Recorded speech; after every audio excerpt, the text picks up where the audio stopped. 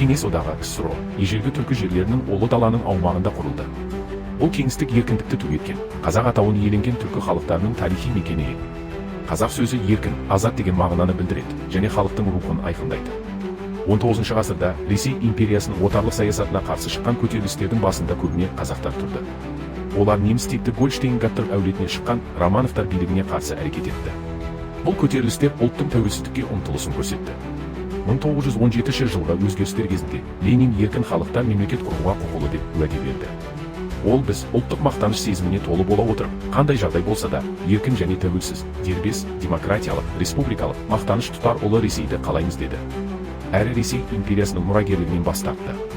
Бірақ ол түркілердің әсіресе тұран немесе ұлы Қазақия идеясының қайта жандануынан қауіптенген сыртқы күштердің мүддесінде қорғаған. Социализм идеясы қазақтың еркіндік мәнін идеологиялық жүйеге бейімдеп, оны батыстық үлгімен алмастыруға тырысты. Түркі халықтары, соның ішінде қазақтар, өздерінің тарихи дербестігін қорғау жолында түрлі қозғалыстар мен көтерілістерге шықты. Бұл әрекеттердің мақсаты жергілікті өзін-өзі басқару мен мәдени құндылықтарды сақтау болды. Қазақтар мен басқа түрктердің көтерілістерінің қысқаша тізімі. Запорожье қазақтарының көтерілісі 1648-1657. Қазақтардың Рази басқарған көтерілісі 1667-1671. Жайық көтерілісі. Сырым Датұлының көтерілісі 1783-1797. Ж. Тіленшіұлы 1822-1824. Ж. Убайдулланың көтерілісі 1824-1825. Х. Есімұлы көтерілісі 1826-1838. И. Тайманұлы мен Өтемісұлының көтерілісі 1836-1838.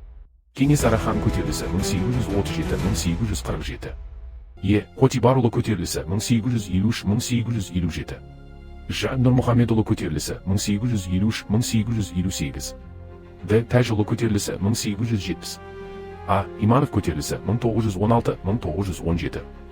Башқұрт көтерілістері 1704, 1711, 1735, 1740, 1755, 1756, 1834, 1835. Әзірбайжандағы көтерілістер 1830-1847. Дағыстан көтерілісі 1913-1914. Орта Азия көтерілісі 1916-1917.